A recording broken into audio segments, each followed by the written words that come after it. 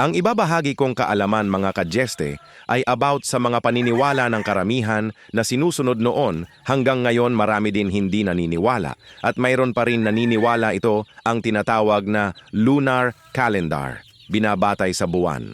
At ang mga ito ay ang new moon, full moon, first quarter at last quarter.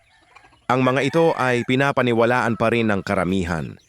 Kapag tayo ay maglalaban sa new moon, ang mga kulay ng mga manok, ay ang mga ito ay ang pulang bulik or bulik. Pula ito ay may mataas na porsyento umaabot sa 11 ang score pagdating sa kulay ng kanyang balahibo. Pagdating naman sa kulay ng paa, ang kulay dilaw or puti ay umaabot sa 18% sa berde at itim na paa naman ay 12%. Ang pangalawa naman ay ang kulay na tinatawag na bangkas, banugon sa salitang Cebuano at pile naman sa English.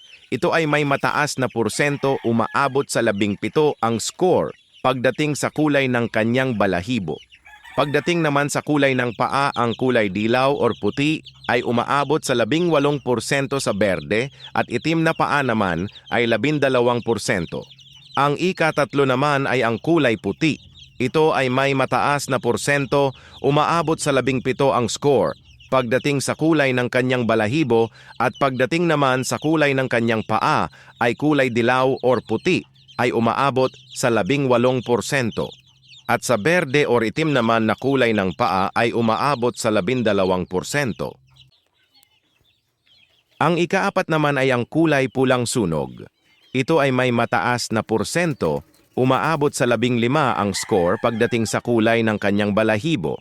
At pagdating naman sa kulay ng kanyang paa, ay kulay dilaw or puti ay umaabot sa 18%. At sa berde or itim naman na kulay ng paa ay umaabot sa 12%.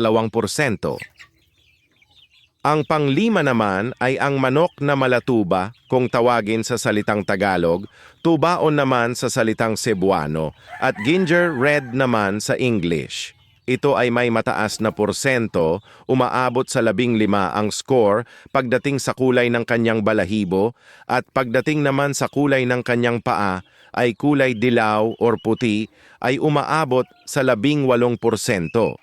At sa berde or itim naman na kulay ng paa ay umaabot sa 12%. Ang pang-anim naman ay ang manok na lasak kung tawagin sa salitang Tagalog, bulanting naman sa salitang Cebuano at spangled naman sa English. Ito ay may mataas na porsyento, umaabot sa 12 ang score pagdating sa kulay ng kanyang balahibo at pagdating naman sa kulay ng kanyang paa ay kulay dilaw or puti ay umaabot sa 18%. At sa berde or itim naman na kulay ng paa ay umaabot sa 12%. Ang pangpito naman ay ang manok na binabae. Kung tawagin sa salitang Tagalog, binabaye naman sa salitang Cebuano at heni naman sa English. Ito ay may mataas na porsyento, umaabot sa 12 ang score pagdating sa kulay ng kanyang balahibo at pagdating naman sa kulay ng kanyang paa ay kulay dilaw or puti ay umaabot sa 18% at sa berde or itim naman na kulay ng paa ay umaabot sa 12%. Ang pangwalo naman ay ang manok na hiraw, kung tawagin sa salitang Tagalog, lambohon naman sa salitang Cebuano, at dirty gray naman sa English. Ito ay may mataas na porsyento, umaabot sa 8 ang score pagdating sa kulay ng kanyang balahibo, at pagdating naman sa kulay ng kanyang paa ay kulay dilaw or puti ay umaabot sa 18%. At sa berde or itim naman na kulay ng paa ay umaabot sa 12%. Ang pangsyam naman ay ang manok na bulik talisayin kung tawagin sa salitang Tagalog, balakiking talisayon naman sa salitang Cebuano at gray dome naman sa English. Ito ay may mataas na porsyento, umaabot sa 8 ang score pagdating sa kulay ng kanyang balahibo at pagdating naman sa kulay ng kanyang paa ay kulay dilaw or puti ay umaabot sa 18%. At sa berde or itim naman na kulay ng paa ay umaabot sa 12%.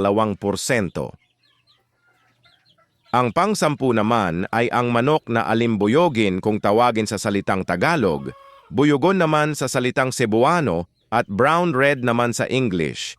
Ito ay may mataas na porsyento, umaabot sa 7 ang score pagdating sa kulay ng kanyang balahibo at pagdating naman sa kulay ng kanyang paa ay kulay dilaw or puti ay umaabot sa 18% at sa berde or itim naman na kulay ng paa ay umaabot sa 12%.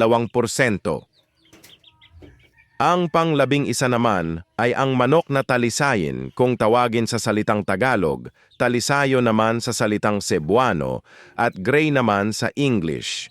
Ito ay may mataas na porsyento, umaabot sa 7 ang score pagdating sa kulay ng kanyang balahibo at pagdating naman sa kulay ng kanyang paa ay kulay dilaw or puti ay umaabot sa 18%. At sa berde or itim naman na kulay ng paa ay umaabot sa 12%. Ang pang-12 naman ay ang manok na sinibalang o panuksukan kung tawagin sa salitang Tagalog, lakton naman sa salitang Cebuano at white splash naman sa English.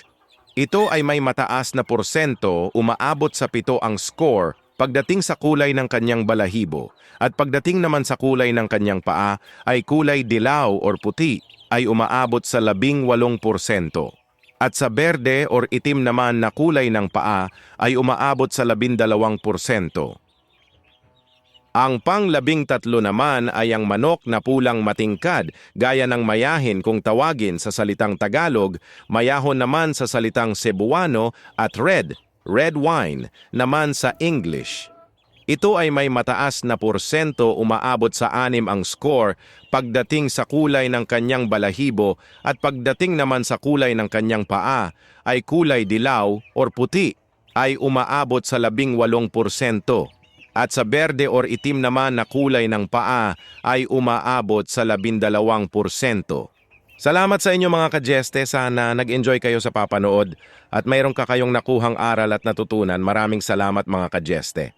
Kaya hanggang dito na lang ang aking video, abangan ang susunod na aking video at huwag kalimutan ang mag-follow, like and share para dumami pa tayo sa larangan ng sabong. Ingat po tayo palagi, unahin ang pamilya bago ang pasyon natin. God bless sa lahat.